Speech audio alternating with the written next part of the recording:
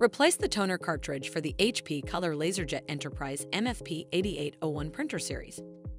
If the printer toner levels are running low and no longer yield good print quality, replace the toner cartridge with a new one. It is recommended that you only replace your toner cartridge with a genuine HP cartridge. HP cannot guarantee the quality or safety of non-HP parts.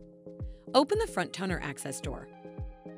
Select Supplies on the control panel, then select the Eject button to eject the toner cartridge. Grasp the end of the toner cartridge and pull it straight out from the printer. Remove the new cartridge from the box, but do not remove the plastic bag. With the toner cartridge still in its bag, hold the cartridge in a vertical position with the orange cover facing down and shake it 5 or 6 times to distribute the toner. Remove the cartridge from the plastic bag. Hold the cartridge at an angle with the orange handle facing down and twist the cap 2 times.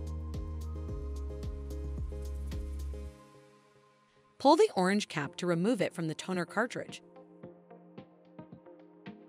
Align the cartridge with its slot and insert the new toner cartridge into the printer.